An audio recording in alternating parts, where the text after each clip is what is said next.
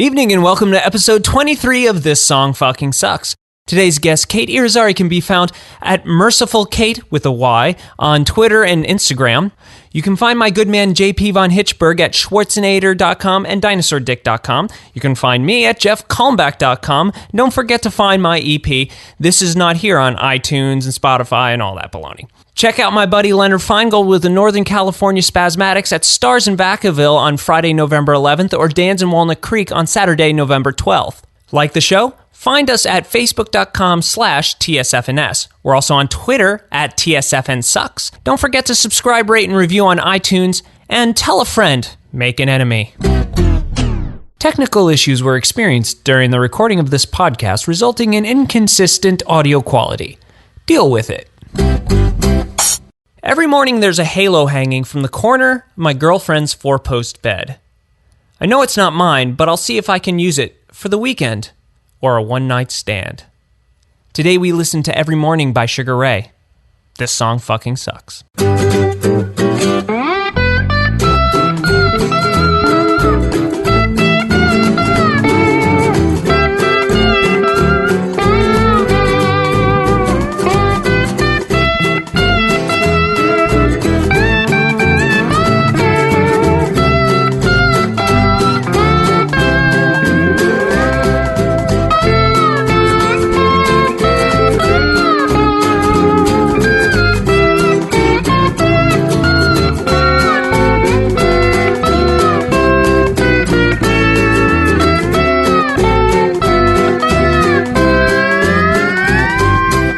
Hey JP, what's going on? Oh, Jeff, how are you, buddy? I am fucking spectacular. All right. I got my herded. I see that. I see you. It's a very Jerry Cantrell sort of image change for you, but it's definitely working, you know? It works very well on this all-audio medium. Yes. Speaking of style, it is my profound pleasure to welcome to the show Katy Irizarry. Hello there. Hi, Katy. She is the producer for the Eddie Trunk podcast. She's a publicist with Freeman Promotion and a web and social media editor at Revolver Magazine. That covers it. Yep. Freelance extraordinaire over here. I like all that stuff. All that stuff's good stuff. It is. Keeps you busy. Oh, it does. Definitely keeps you busy. Yeah. Katy brought us today a gem. I'm pretty stoked about this little number. This is one of these songs that's the kind of song that this show is meant for. You know, it's like, this is why we started this. Sugar Ray's Every Morning. Dear God. Yes, in stereo, where available. So, do you remember, Katy, first hearing this song?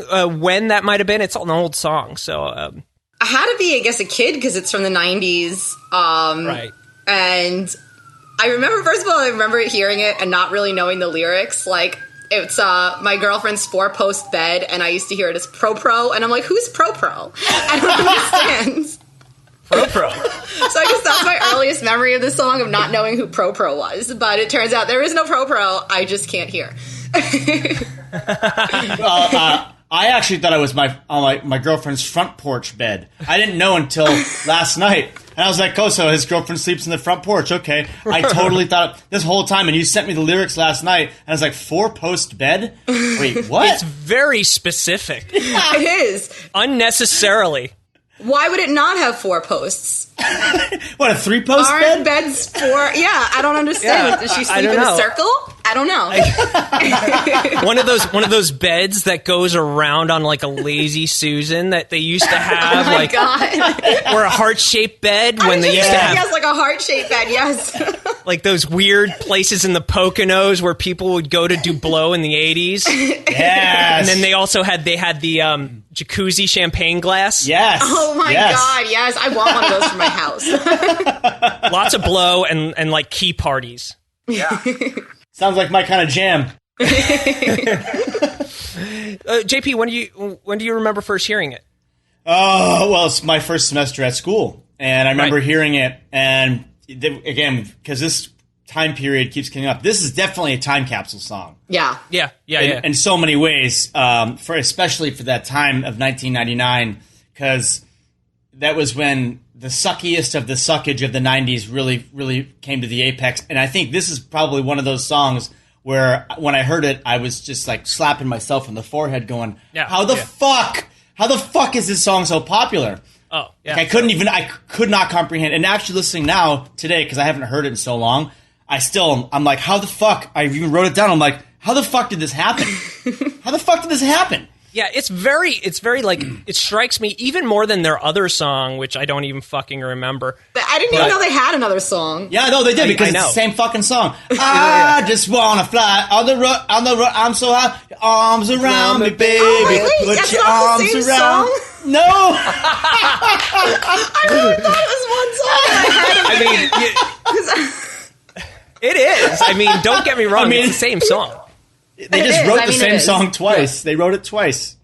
So, yeah, like, as bad as that song is, like, this song is like the garage 15-year-old version of that. Like, oh, we're going to rewrite that song, but we're going to do it like, we're 8-year-olds or something. Oh, so underdeveloped. It's like, we're in the 90s. We got to step it up with these new metal bands. Let's throw in some, like... that like, I don't know, what is it? Scatting? I don't know what they do. I don't know. Yeah, there's, well, they're kind of scratching, right? The fucking, which is just, the DJs with bands is like a pockmark on the face of music that cannot be wiped away without a priest. It's just this thing that, like, oh, we're going to do this thing and it'll be awesome. And it's like, no, it's not awesome. It's the worst thing ever. No.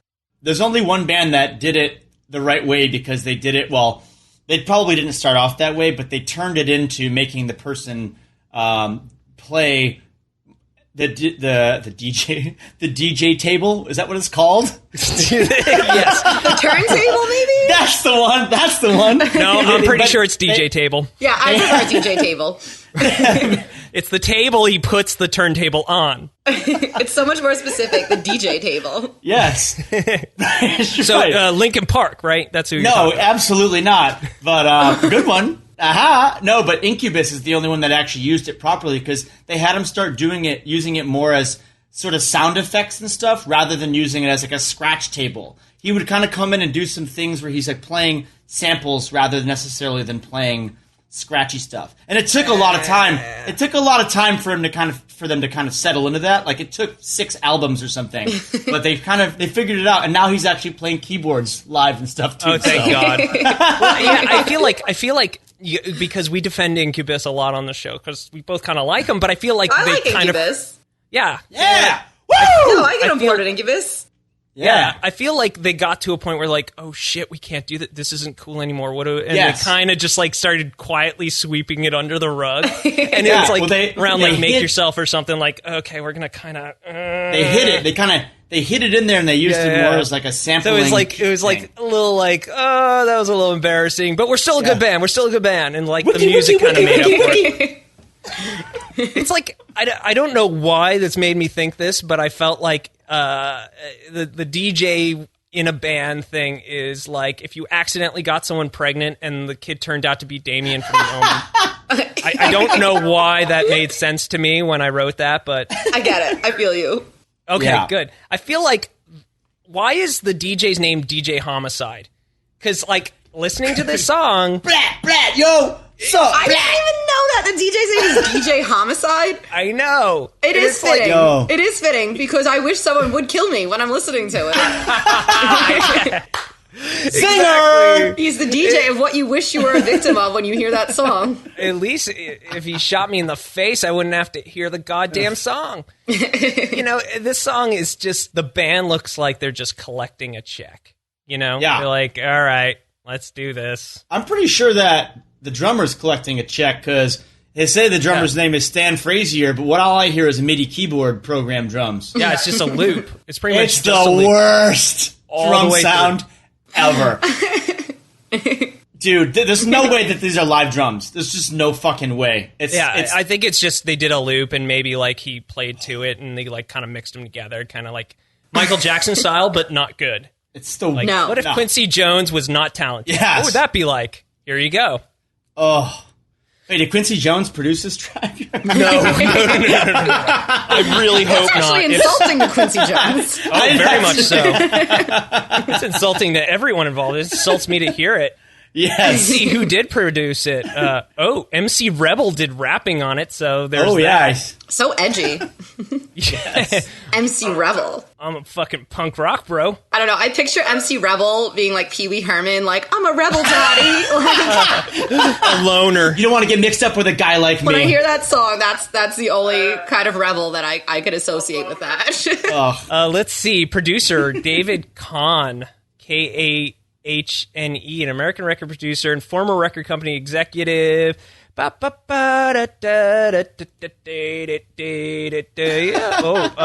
McCartney, Fishbone, Sublime, The Strokes, Rubens, Sugar Ray, The Bangles, Translator, Romeo Void, blah, blah, blah. What?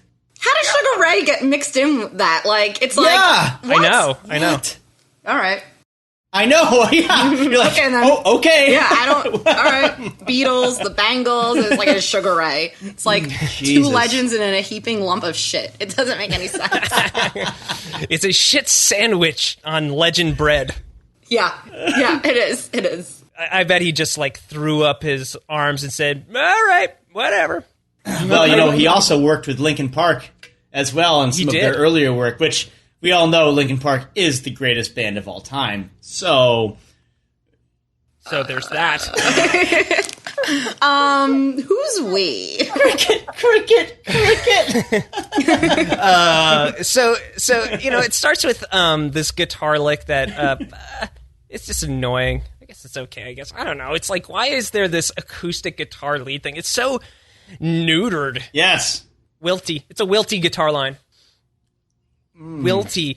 I feel like the main thing that I feel like is that this song just sounds empty. Yes. And I think a lot of it comes from the fact that like kind of the central instrument is the acoustic guitar and there's the drum loop.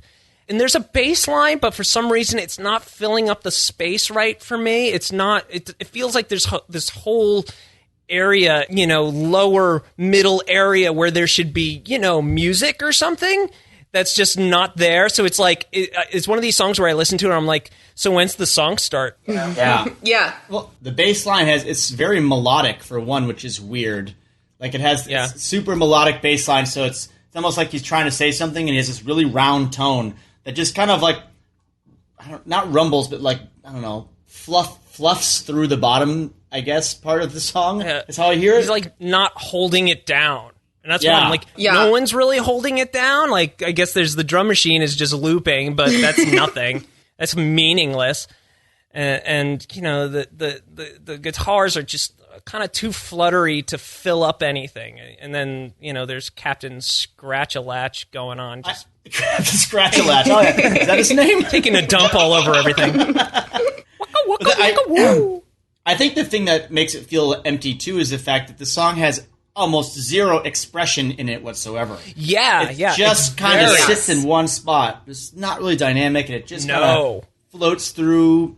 I don't know. It feels just kind of like to me, it feels like smoking weed and you're in a haze. And it's like, I wrote down something like, is this reggae? Like what is this? Yes. Like, is this dub? Like, what? Okay, yes, please. Yeah, no, because enlighten us. that's my thought. When I re-listened, I feel like it's like an identity crisis. It's like, yes, they're like, we want to be reggae, but we also kind of want to be hip-hop, and we also want to be rock, but then we also want to be like metal. Like, I don't like they just like take all these we want to be pop. Like, it's just an identity like crisis where they just took the influences and badly. I mean, there's a lot of bands out there who can take the influences from a couple of different things. I mean, you look at a band like Meshuggah, and it's like they've got like the same prog influences, but like metal. It's like, but then you listen to this song, and it's like they just took all the worst parts of all the worst of like all music to just like made it so bad, and it's just an identity crisis. Yeah, and it's like, let's do it, and let's do it all wrong, and it's like it's non-committal. It's like you're not committing to any of it. You're just kind of like, let's throw this all in, and just I don't know what the fuck. Well, there was one part of this song I actually do like. When it ends? The stunning that part. You get that stunning chorus when it comes in at the intro, and then that chorus drops out, and then they start to do the verse, and then there's this cool little guitar line that comes. I think it's cool because I like surf music. So that cool little the chromatic guitar line in the verses, I actually like. You probably don't even. You're probably like, wait, what are you talking about? Yeah, I am like, what is he talking about? If you listen back to it, you're like, oh yeah, that is kind of cool because I was trying to like find something in it. Yes, I know what you're talking about, and that is actually the song samples, quote samples. I think they just reused "Suavecito" by Malo. And Hugh Masekela's Grazing in the Grass. And both of those songs have that little blang, blang, blang directly pulled from those songs. And that's why you like it. So, yeah, both of those songs. the one part of the song you like is not Sugar Ray. No. Motherfucker. And if you listen to those songs are actually pretty fucking cool. They're very like this cool, like 70s easy listening kind of vibe, you know? Going back to our Key Party action, and they're fucking cool. and this song isn't. Yeah, that's disappointing. It makes me think of that really awesome remake that Kid Rock did of Sweet Home Alabama. Oh, Alabama. God, that was damn it! Such an awesome version of the song. I really can't think of any direct ripoff of somebody else's song that just is so amazing the way that Kid Rock did it. He's so talented. I mean, did you guys know that he can play drums and the guitar? Did you guys know this? Like, he's done this live. It's insane. It's wait, like at the same time? What? What's happening here? What? I've heard someone be like, call Kid Rock talented if he's playing the drums and the guitar at the same time. And he plays the kazoo with his asshole. Someone was telling me, like, no, dude, I went to the show, man. It was so awesome. Like, he even sat behind the drum kit and played some drums. Then he, like, played the guitar. Then he, like, sang and rapped. I'm like, yeah, that's fucking awesome. Yeah, really. Wow. Okay. Anyway. He sang and rapped. Oh, yeah. That song, that's going on the list. We got to do that someday. That's just jive, man. It's an atrocity. Okay. The story of this song is basically Mark McGrath's girlfriend is a goody two-shoes, and he's a sociopath. So that's what we're talking about in this song. I never realized that. Yeah. I was so focused on figuring out who Pro was that I never really listened to the meaning. Who is Pro? Who's Pro? It's Mark McGrath's girlfriend. That definitely leaves me questioning the lyrics totally then. Did you find that meaning of this song off of the internet somewhere or something like that, or are you just making that up right now? I'm just making it from what I hear. Okay, right. because I am confused by that statement because we're going to do some lyric analysis right now. Yeah, I'm about to pull the lyrics up right now and read them. Go on. Yes. Because here's what he says in the very first thing is, every morning there's a halo hanging from the corner of my girlfriend's four-post bed. Okay. So what he's saying is his girlfriend is she's a little angel, right? And he says, I know it's not mine, but I'll see if I can use it for the weekend or maybe to fuck somebody else. Yeah, he's a sociopath. I get it. He's a cheating bastard. Right. He says, I couldn't understand how to work it out because he's an idiot. Hey, before we go even further. Oh, shit. Okay.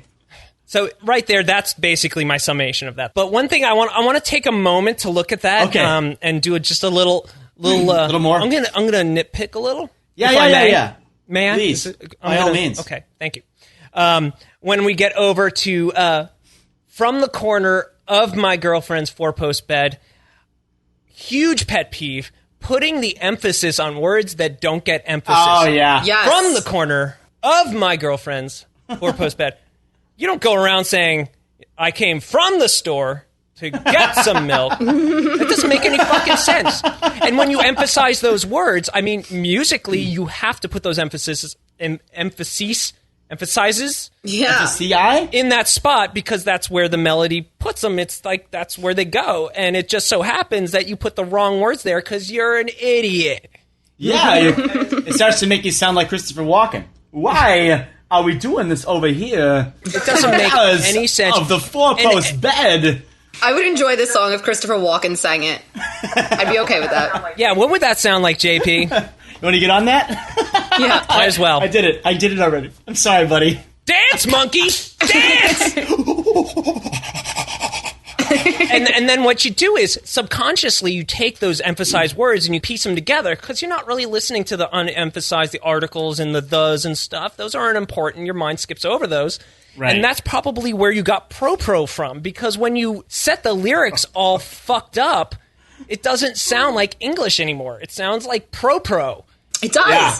It does. You're right, because you're right. He's not emphasizing the right songs. He just says it so fast, like 4-post bed. Like, it's like, yeah. And he doesn't really, you're right. And look, I'm from Staten Island, so obviously I have a hard time with the letter R.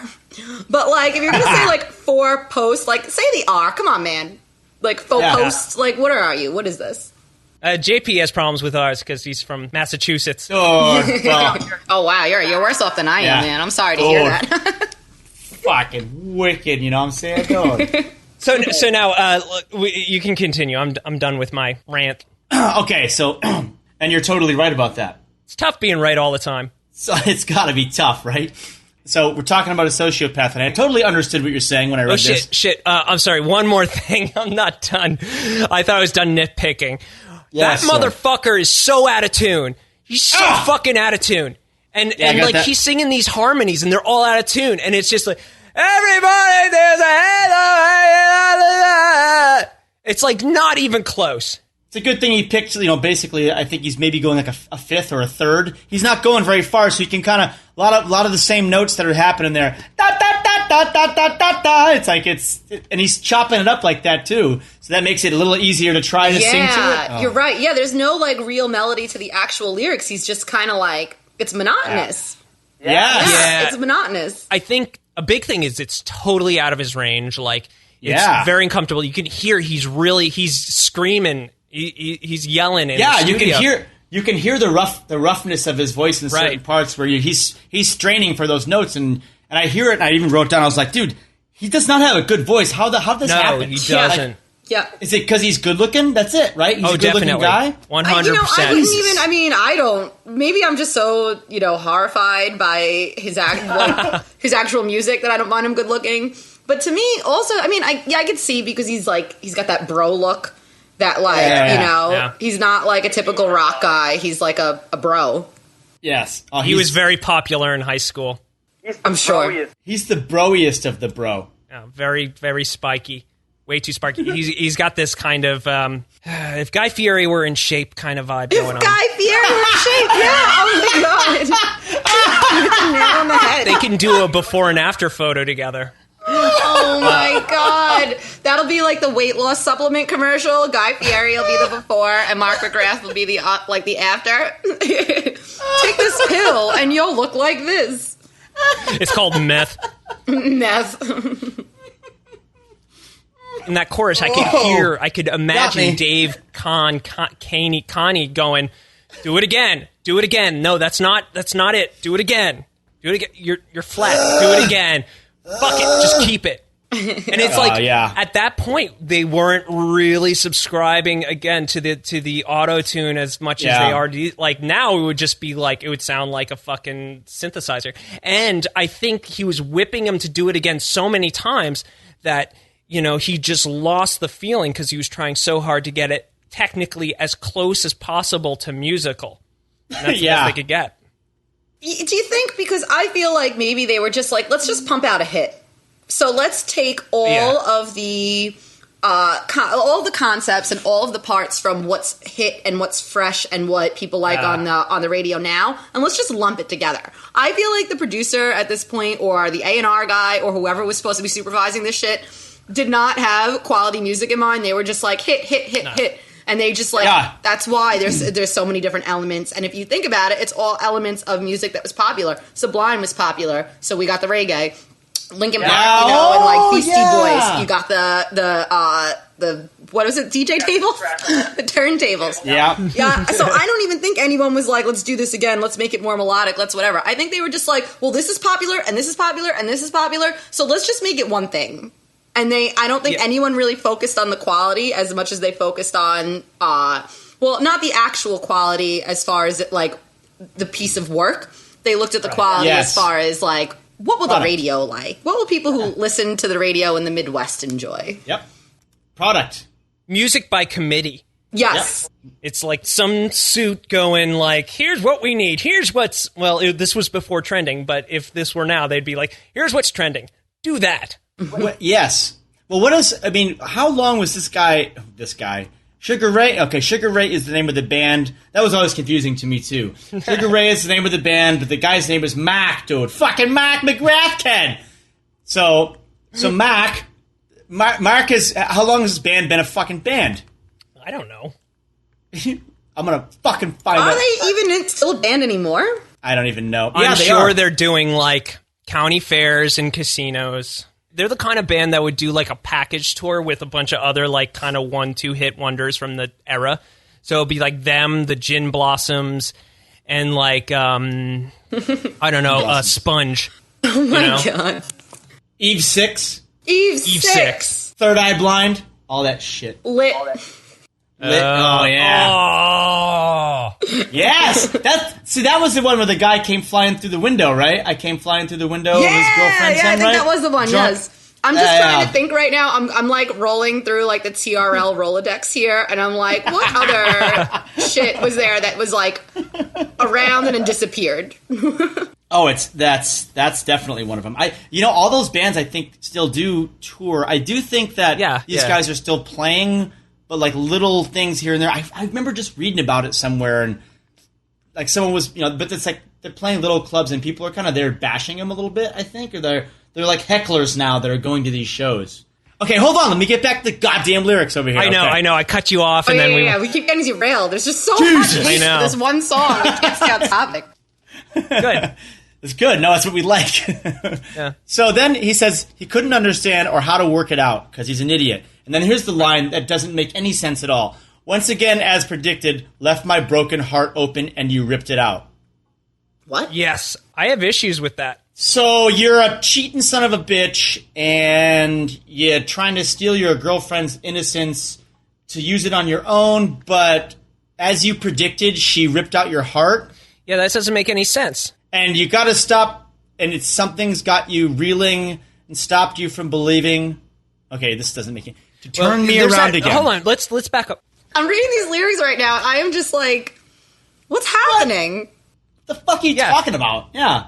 Yeah, I mean, all of a sudden it's like, oh, we're going to completely drop the whole thing that we say in the chorus, and we're going to say the exact opposite. Now I'm sensitive, man. Yeah, There's also this, like, my heart was already broken, and then you ripped it out. It's like... You're a two-timing bastard. What? You don't get to say that? Yeah, exactly. Like, make up your mind, asshole. What's happening here? What is this song about? Jeez, he's such a dick. He's such a dick in every way. He can't sing.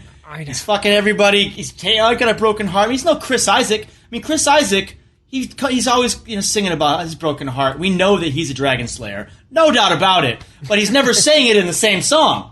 True. He's never saying it in the same song. He's never confusing the lyrics. Chris is saying, he's a sensitive man, That being said, he's a romantic. So he puts himself in positions where, and I don't mean sexual positions, you fucking perverts. What I mean is positions. I saw the look on both of your faces. I'm innocent, bro.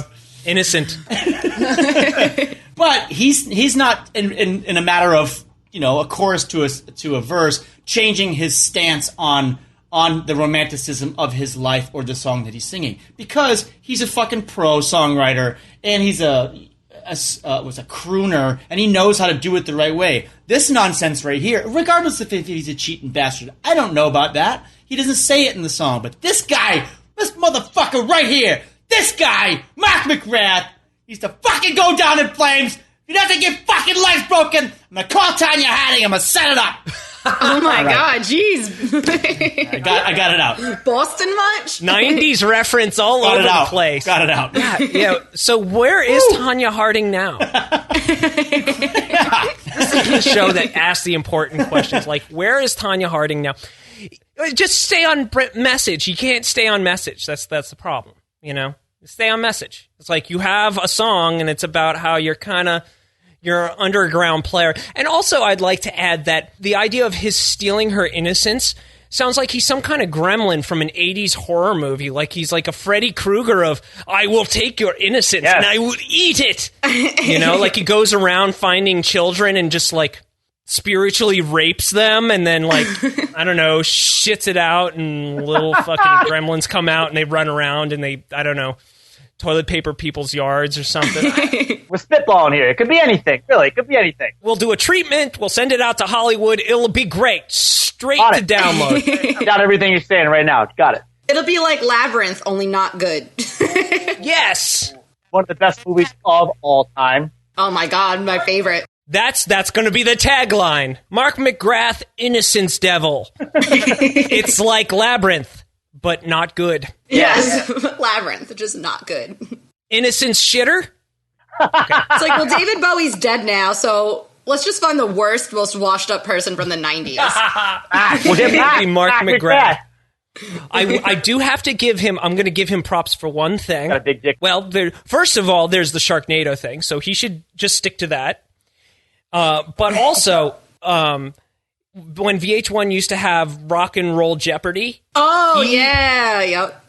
He just destroyed everyone. He was like, Mark? not fucking around. Yeah, he was like serious and just mutilated everybody. He was just like first ring in like every time, just knew everything.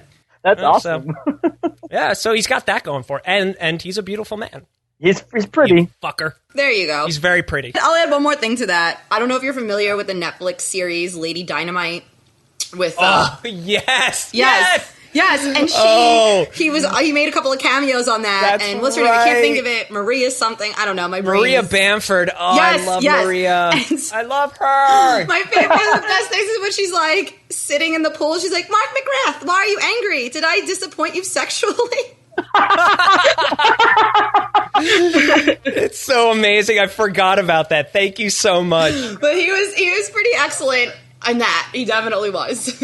He looked a little bloated there. He looked a little... I remember hearing about him, about how... God, I got to go watch that whole show again. I love that. She is so amazing. That show was great. I know. I went through that so fast. I was so sad when it was over. But anyway, we digress. Oh, yeah, no, I love Maria so much. Okay, She's the best. so, yeah, your heart's broken already, then she gets it ripped out. What the fuck, dude? But my least favorite lyric is right here. It's, every morning. Okay, here's this different one. Every morning there's a heartache hanging from the corner of my girlfriend's 4-post bed. I know it's not mine, and I know she thinks she loves me, but I can never believe what she said. What? Yeah, that doesn't make Oh, sense. she thinks she loves me, but I don't believe her. Wait, what? I don't understand. Man, you were in some bad, toxic relationship, and I'm pretty sure it's a toxic one. What is this? Oh, definitely. But this is the thing. Just before that, it's preceded by, she always writes the wrong. She always writes. Yes. And shut the door, baby, shut the door. Always rights the wrongs. Let's hold off on that because that's from the bridge that's going to come up. Let's talk about that when you get to the bridge. The shut the door, baby, don't say a word. I do not care for that. Maybe I've been watching too much true crime stuff lately, but to me that sounds like there's a dude in your apartment with a knife and a mask on, and that's what he says. And it's like, shut the door, God, don't yes. say a word, don't fucking scream or I'll fucking stab you in the face. It's like, no, that's not good. That's not good. Is this an abduction? This isn't good. Jesus. Oh my God. You're right. You're absolutely right. You're absolutely right. Like, that's a line from an episode of Forensic Files. I'm sure of it. Oh, totally. No good. I don't like it. Creeps me the shit out. Yeah, every morning there's a heartache hanging from the corner of my... So she's heartbroken, I guess? Which makes sense because he's a bastard. Well, yeah, he says... But he knows it's not his, so it's her heartache, and he knows that she thinks she loves him, but he can never believe what she said because something is so deceiving. We all know what the truth is. When you stop believing, turned me around, said we couldn't do it, I want to do it again. This song is fucking so stupid. Get it. This is the stupidest. When I read this part, I actually can divine some meaning out of it. Wow. Because, that's a talent. Thank you. That's a real gift. Definitely, I need a raise. So, it says this thing about 4-post bed, and she thinks she loves me. I never believe what she said. So whenever I see that thing, hear that kind of thing where it's vague and I never believe what she said, that to me, there's a question. What did she say? Yeah. Well, she said something so deceiving when you stop believing. And then turn me around again. I don't know if you noticed this. That's actually a throwaway line. Yeah. And doesn't mean anything. So just going to put that out there. Just going to set that right there. That's just filling space. But said we couldn't do it. That's what she said. That you couldn't do it. That's what she said. Wait, I figured it out. I have it. Okay. I get it. Go. Okay. Turn me around again. Said we couldn't do it. She was pegging him. That's what it is. And then she had some difficulty. That's what it is. That's why he had to turn around, and then that's why she said they couldn't do it. It just wouldn't work. That's what happened here. I got it. It makes sense now. That's spectacular. So impressed with your powers of deductive reasoning. Well done, Kate. Well done. Thank you. Nope, close the book on this one.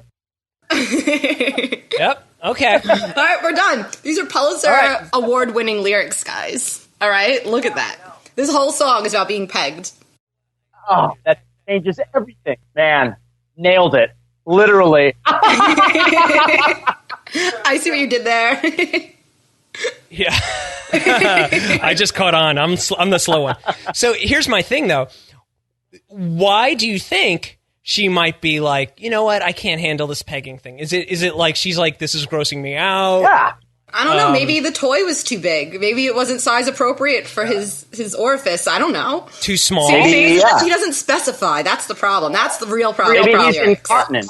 Yeah. Oh, maybe he's incontinent. Maybe. Yeah. Maybe he doesn't have a nice enough ass. Right. Maybe he's flat ass. I doubt Maybe he's that. really hairy. I don't know. I highly doubt that. If his ass is like his face, it is a beautiful sculpture of human flesh. And it's perfection. He's perfect. How dare you? How dare you, Katie? How dare you? How dare I? I'm sorry, Mark McGrath. Don't fucking back! Did I disappoint you sexually? Did I disappoint you sexually? Sugar Ray's Mark McGrath, why do you hate me? Mac McGrath, the human pincushion. Maybe she pulled it out too fast, and as we all know, when you do that, you know, and there's just problems. Yep. Dinty Moore all over the bed, and she's like, you know what? She's like, no, bruh. I cannot handle this. There's a very practical answer to that. That's when you get the rubber sheets. There you go. This song, potentially a good advertisement for the rubber sheet industry. It would be. This is, you know, that's it. We got to pitch this. We got to pitch this to the rubber sheet. We'd be like, this is your theme song. It'd be like, do you shit when you get fucked? Every morning? Well, we have just the thing for you. Endorsed by Mark McGrath. Sugar Ray's Mark McGrath uses these. All right, wait, we're going to take this a little further. Yes, that's exactly what we need to do. Where he's saying every morning there's a halo hanging and he wants to use it. Well, the halo is maybe because she's never pegged it before. And then the one night stand is he's like, well, bitch, if you're not going to peg me, I got to go have one night stand somewhere. Yes. Yeah. He's not satisfying him sexually. Right, because he wants something in his butt. Yeah. Yeah, or else he can't get off. Yeah. This is so awesome. Now Halo to me kind of sounds like a cock ring. Maybe it's a cock ring. Maybe they're into some real kinky shit. This is changing. Yeah, if you don't peg me or I don't have a cock ring, the only way I can come is if I kill a cat. Hold on, and talk about this. Yeah, that's extreme. How about this? The reason why we're talking about 4 posts, though, is because that's how he gets handcuffed to all the posts. Yes! Penetrated. Oh my god, this makes so much... Oh god, guys, we're really doing this right now. We are making so much sense of this. Oh, I think I love this song. Oh, or he could also be like, hey, you know, when you're not around, I like to sit on the posts. And my butthole is like a halo. That's true. He's the halo. He's the halo. And I mean, you know, he's got to switch it up because it's like, all right, he used one post. All right, that one, he's got to wait till it sterilizes it. Whatever he does, go to another post. Sterilize it. If you go back and read it with that in your mind, read the lyric, the very first chorus, that changes everything. Makes it make so much weird sense. It does, though. No, it really does. I'm doing this right now. It's like, what? Katie just blew this shit wide fucking open. It changes. He left his broken heart open, maybe because he was so ashamed of his desires, and then she ripped it out because she wasn't understanding. Dude, that's awesome and everything, and I'm glad you're open-minded, but that's a little bit too much for me. I know, yes. I don't want to think about you fucking my bedpost every night, you know? That's what I'm saying. Exactly. I'm from the point of view of the girlfriend. I mean, I'm into this kind of stuff. I do this all the time. Well, yeah, but clearly. You know, who doesn't? It might not be for everybody. No one we know, but, you know. Right? I'm sure that person's out there. Maybe that's why Maria Bamford disappointed him. Yeah. She wouldn't do it either. She even said, did I disappoint you sexually? Yeah. You know exactly where she was coming from. Exactly. Amazing. This is amazing. It's a high bar. It's a high butthole bar for Sugar Ray's Mark McGrath. Ray's like, can you fit this in your body? I can't. For those who can't see, JP was holding up his fist. I really think this is what this is about. I'm sorry. I'm convinced. I can never be convinced that this song is ever about anything else. I am on board. Shut the door, baby. Don't say a word. Shut the door and don't say a word because maybe he doesn't want to hear a voice while it's going down. Right, or he doesn't want anybody to find out about how he likes to be pegged in the ass. Exactly. Don't say a word. Don't tell anyone that this is my kink. Every morning. Every morning. Every fucking morning. Yeah. Wow, this is amazing, you guys. Keeps him regular. Wow, this is amazing. We made so much sense. We brought so much sense to this piece of shit song. This song just turned amazing. Yeah, I think I love it now. I think I'm in love with this song. Me too. So let's take a look at the She Always Rights the Wrongs, see if we can apply that. Here we go. She always writes the wrongs for me, baby. She always writes the wrongs for me. Yeah. Oh, yeah, those are the only words. Okay, so whatever. They're deep. Deep, real deep. That's the butt plug so that he doesn't, just drain out as he's doing his day. Yeah, exactly. He plugs up the hole. All right, baby, go to band practice now. Everything's going to be fine. And that's just sitting there holding all the poop in so he doesn't... Right? No leakage. Maybe he's talking about diapers. Who knows? Whatever. Maybe. Or maybe she mops up the rubber sheets. All right, you just go and I'll cleans up the mess. I'll get out the mop. True. And she's like, all right, don't worry. Listen, I'm sorry I did this. Or maybe she went in a little too rough. It hurt him. And then she cuddled him after. Like, I'm sorry. I didn't mean to rip you. I didn't mean to go in with such force. Rip you. Yeah. It's a suppository, baby. I mean to rip you. To rip you. Would you like me to apply the preparation H? Might need something a little stronger. I mean, she thinks it's love. Yeah. So. Well, she's very deceiving. True. Maybe that's why he doesn't believe that she loves him, because she's not into it. And because he's like, well, she can't love me if she's not willing to peg me. If you loved me, how many questionable acts have started with that statement? Oh, Jesus, yeah. I know. Well, you know what? It ties in back to your original point that he's a sociopath. Yes, indeed. I really fucking brought this full circle, guys. I think this is probably our most impressive deduction of a song and really figuring out what coming down to the bottom of the lyrics. And we fucking nailed it. We did. We really did. Nailed it. I'm proud of us. Sweating. I'm sweating right now. Oh, my God. I'm going to need a diaper because I'm about to pee my pants laughing over here. Jesus. That's funny you say that. I'm going to take that diaper. No, this is going somewhere. Trust me. I'm going to take the diaper thing, and I'm going to use this. I want to take this over to our lyric rewrite segment. So perfect. For this episode, we're just doing the chorus, which was every morning there's a halo hanging from the corner of my girlfriend's four-post bed. I know it's not mine, but I'll see if I can use it for the weekend or a one-night stand. So let me do mine first because it ties into what Katy was saying about needing a diaper. So my rewrite is, every Thursday there's a monkey hanging from the ceiling of my grandpa's beat-up Benz. His name is Luther, and I think he's our producer because that's what it says on his Depends. So, wow! There you go. That's impressive. Diaper. Well, thank you. I can't believe that you did that before we even talked about diapers. I know. It's like I knew. That's truly amazing. Wow. It really is coming full circle. You know, I am a music professional. And I'm available for lessons, so I can do it over Skype or whatever. You're hired. Yeah. Okay, thank you. So impressed. All right, who wants to go next? Do you want a sandwich? Want to sandwich the lady? Sandwich the lady. Because we're classy like that. Would you like to go next, Katy? I'll go next. Oh boy, so much pressure. How am I supposed to follow that up? I don't know. All right, so mine was, every morning there's a noose hanging from the corner of my own bed. Because I can't listen to this song anymore, or I'm going to have to shoot myself in the head. That's beautiful. That's beautiful. I like it. And it's appropriate. It comes from the heart. It does. It really stemmed from me thinking, number one, like, oh my God, this song. And number two, it was so bizarre because right before you had contacted me about coming on the podcast, there was this morning where I just woke up with this song in my head. And I just wanted to die.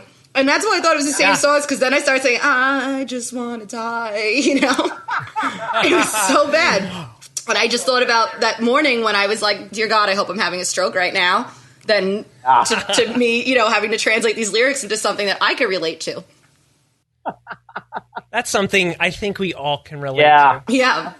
100%. Okay, JP, let's close this sandwich up. Okay, let's see if I can get this right. Every morning there's a cum drop hanging from the corner of my mouth or maybe from my head. It could be Johnny's, Ricky, Paul, or Jimmy's. I don't really know. I'm just glad I was fed. Oh my God. A cum drop. Beautiful. Yeah. Very It also nice. ties into what we've pretty much just, our revelation. Yes. In head. Yeah, exactly. It's a revelation of So, yeah, orgasmic proportions. I do have a fair amount of respect for him, Now knowing that he was so good in the Rockstar Jeopardy thing, I kind of think he's sort of cool now. So That's a very valid point. Very valid point. And that he was so great in Sharknado. Look, you know what? Let's just put it this way. Mark McGrath, he's a talented actor, and he knows his shit, but he just should not do music ever again.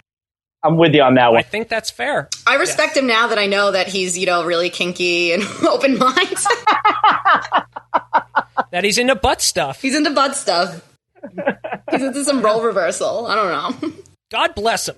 God bless his swollen colon. His swollen colon. There you go. Oh my God, his swollen colon. I think that's what they wanted to call the record. Mark McGrath's swollen colon. That's the name of his solo album. And it's got the possessive there. Yes. Oh my All right. God. So now that we've got that out of the way, Okay. let's go to our other segment. This song fucking jams. Colon. Yay, colon. A pleasant alternative. Yeah, it's an all colon episode today. Apparently. Let's sandwich this again. I'm going to let JP go first with his jam. Okay. What you listening to, brother? So this record just came out, and I'm wicked excited about it, and I'm really, really bummed about it at the same time because it most likely will be the band's last record. I know where you're going with this. And it's the Dillinger Escape Plan and Dissociation record, and I'm a huge fan of Dillinger anyway, and I kind of love what Greg Puciato has done in the band since he's been in it, and where he's been able to take the band from a vocal standpoint, being a singer. The guy is fucking amazing, and he writes really cool lyrics, and he's an unbelievable performer, and it's been announced in the last couple of months that from Ben Weinman that this is going to most likely be their last tour because this band is such a physical band that there's no real way of them sustaining that kind of stage show that they do when they're getting closer to 40 now. It's like there's no way that they can do this way. It's nuts. So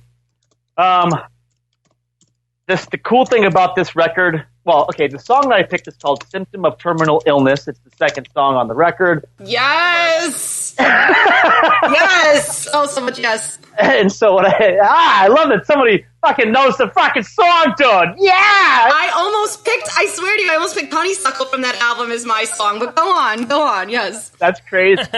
So, this cool thing about this record is that it's definitely Dillinger. It's definitely them. I don't know how it's more experimental for them, but it is. Like, they've actually taken it even farther. It's amazing. They've taken it far down into the commercial realm as far away into the jazz and noise realm and math realm. They've just spread it even farther, which is crazy for these guys to be able to even have that ability to do that, considering their whole repertoire of the music they put out over the last 20 years. But what I like is they've been doing this sort of thing that they couldn't do before without Greg, but they can do it now that they have him. I think Patton was the one that sort of paved the way for the ability for them, when you get a singer, to be able to sing these big epic choruses and have this brooding sort of thing.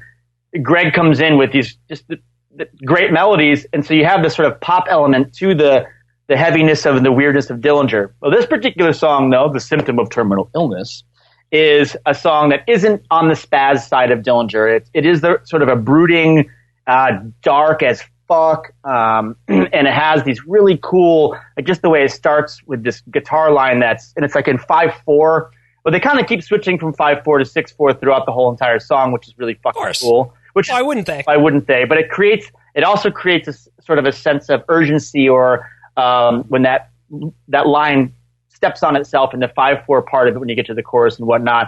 But it's really cool the way that the brooding, weird Ben Weinman style guitar, arpeggiating stuff, and then just Greg with his ability to sing in his falsetto and create the creepiness of the mood. And the lyrics themselves they're sort of like, they're to everybody in a way, like about just love lost. And who knows, for me, when I was thinking about it, I was like, this could be to the fans of the band, maybe. Like, that's kind of one of the things I was thinking about. Maybe this is sort of like a send-off. Then you get to the big slamming chorus. Then they get to this really cool part in the bridge where I swear to God it's a fucking harmonica that leads you in. I swear to God it's a harmonica. Then they go into the cool little math part of Dillinger's, like little spats, but they're really sort of muted and soft.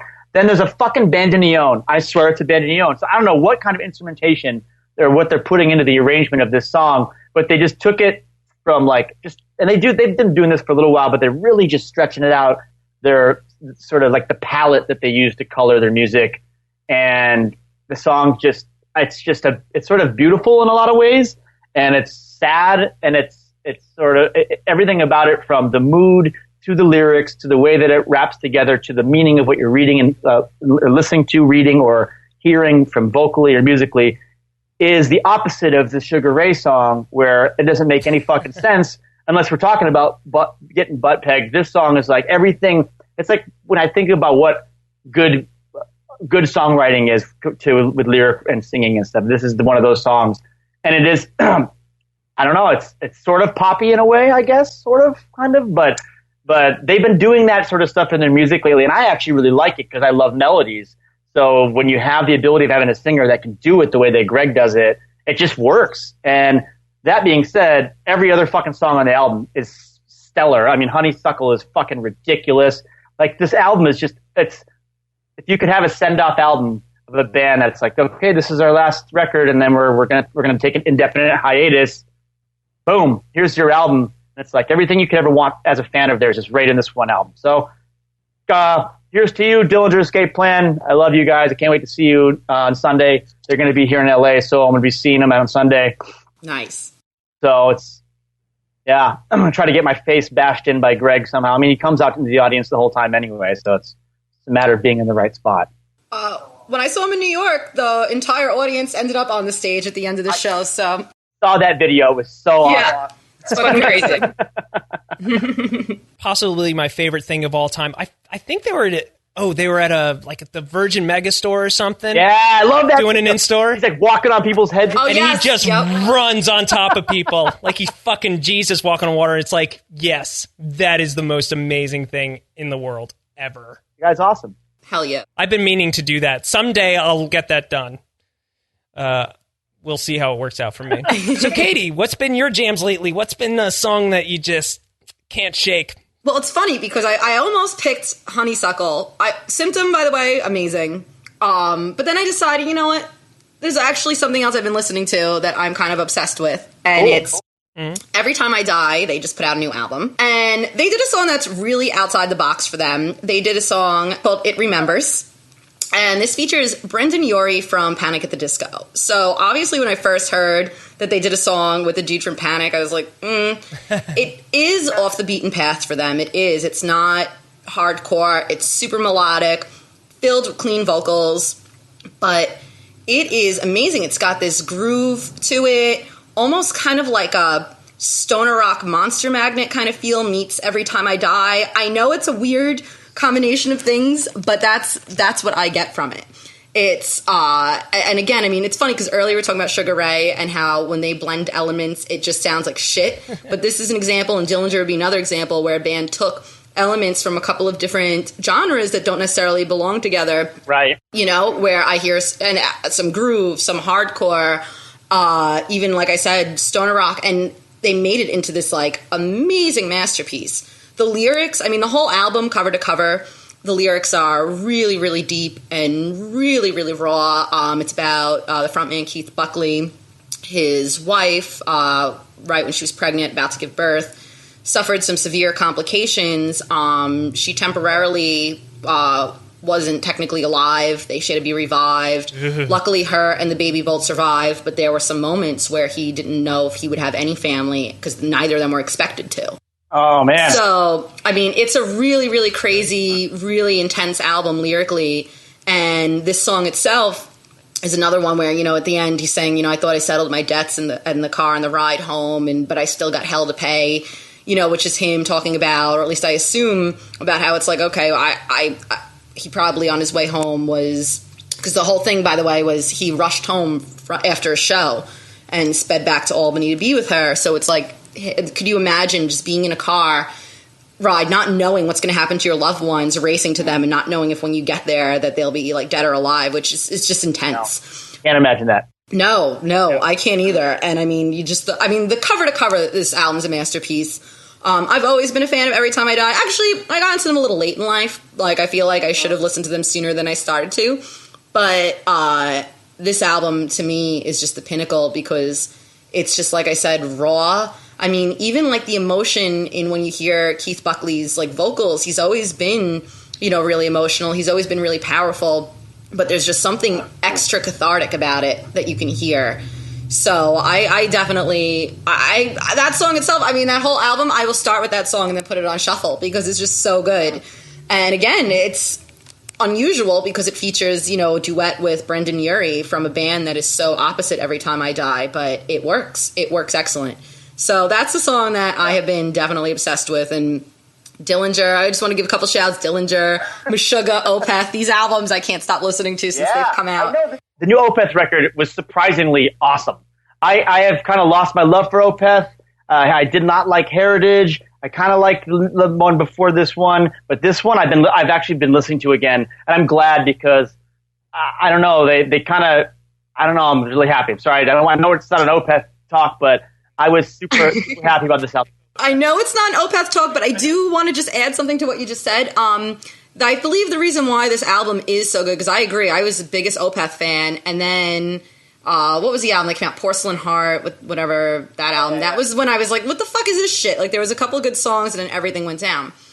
But on this album in particular, they worked again with Monty Connor, who was their A&R guy for, I believe, was it the Ghost Reveries? I think it was. I think it was. I can't remember which album, or,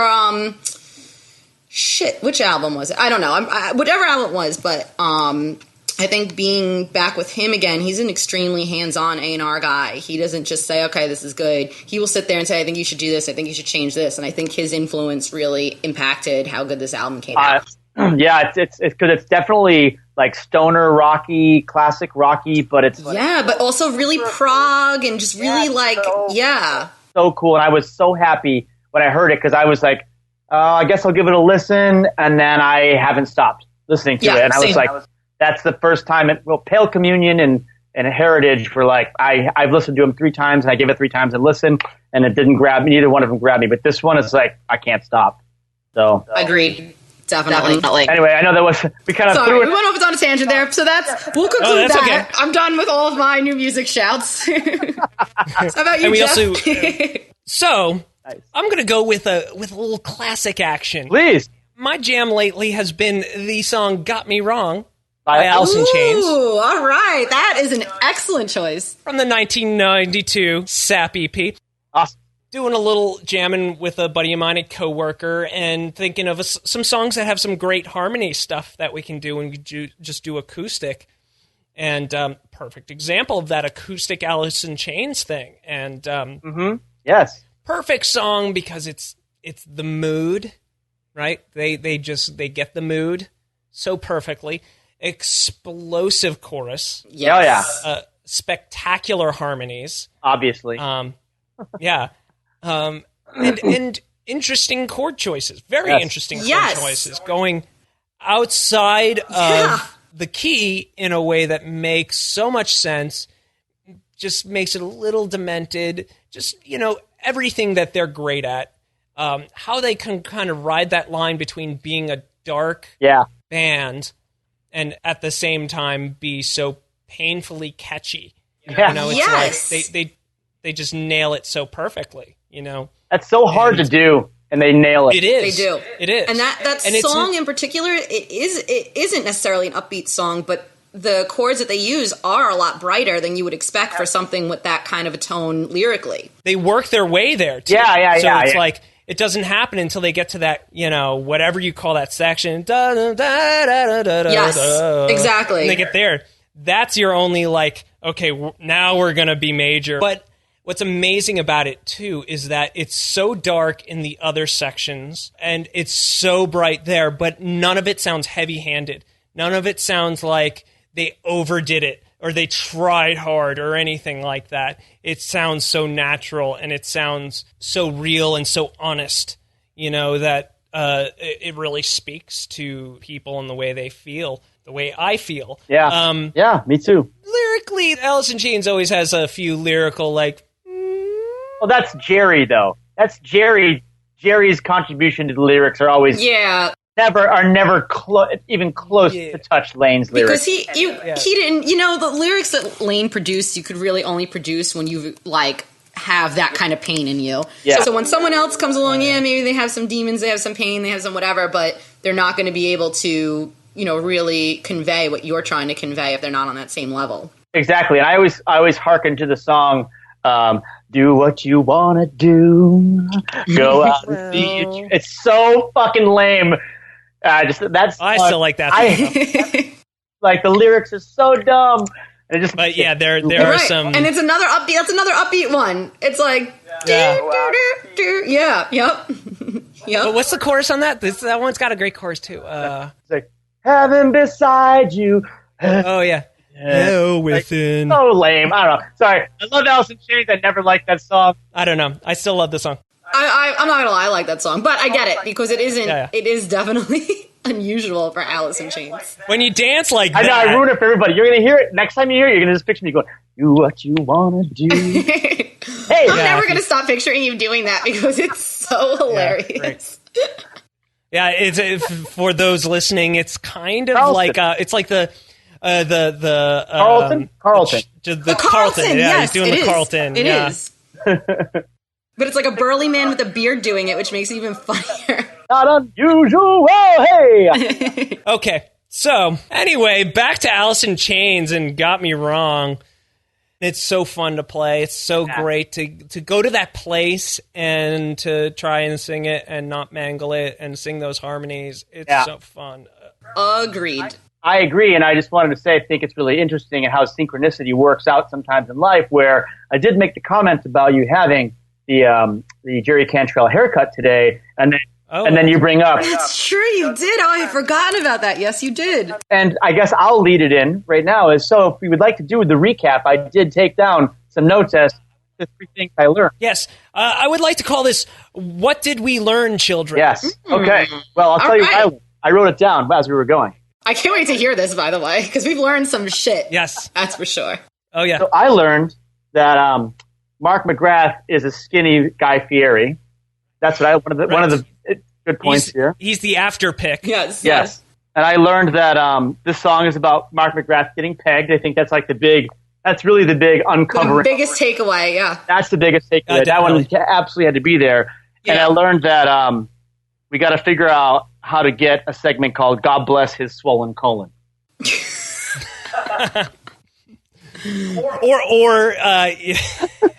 or that could be his solo. That could be his solo. Mark McGrath. I just wrote down swollen God Bless His Swollen Colon, so that's all I had written. Did I actually say that? Yeah, you did. I know the swollen colon part, but I say God bless. God bless the swollen colon. God bless the swollen colon. I'm about that. I was in a fugue state when that happened. Hashtag God bless the swollen colon. Okay, that's the hashtag for this episode. That should be the hashtag for every episode ever for this. You'll never get a tagline that catchy ever again. Yeah, I don't know. I'm lightning in a bottle. What can I say? Damn straight. Okay, so Katie, plugs your Insta, Twittergram, and whatever. Oh yeah, all that. So yeah, you could find me on the Instagram and the Twitter on at Merciful Kate, and it's merciful with a Y.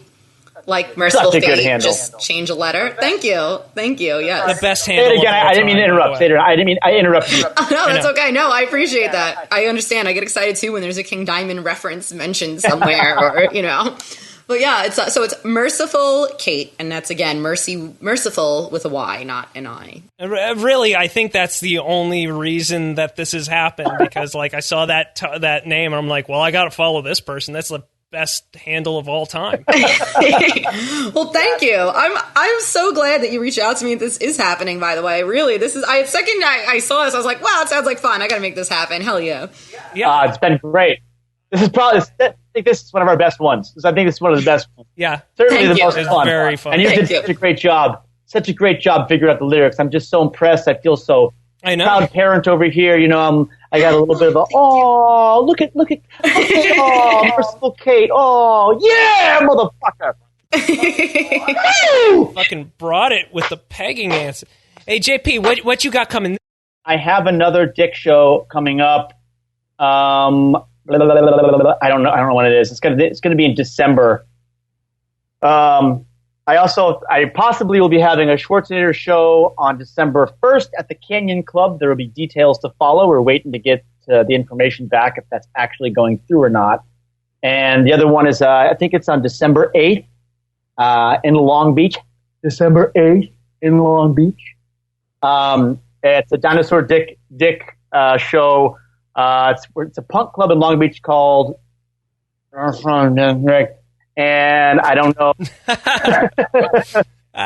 yeah, I know that place. You guys know that? Yeah. Something It's district, great. Blacklight District or something like that. I can't remember. I'm Fix it. clearly not the booking person for my band.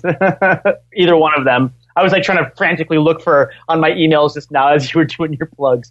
But yeah, so we got 2 shows coming up. I'll probably be able to re-promote them before that. Whatever. DinosaurDick.com, Schwarzenegger.com. It's been moderately inactive lately. Everybody's been kind of doing other bands lately, but we'll be around, bringing terror to everybody's home at some point in time. If you live in Los Angeles or the surrounding area. Thank God for that. Stuff, I don't know, buy my album, This Is Not Here, JeffConblack.com, Spasmatics, Northern California. More importantly, you like the show, don't forget to tell a friend, check us on iTunes and subscribe, rate, and review, Facebook.com/TSFnS, on Twitter @TSFnSucks. That sums it up for Every Morning by Sugar Ray. So on behalf of Sugar Ray's Mark McGrath, JP, Katie, I'm Jeff Callenbach. Don't let the man get you down. Who's Pro?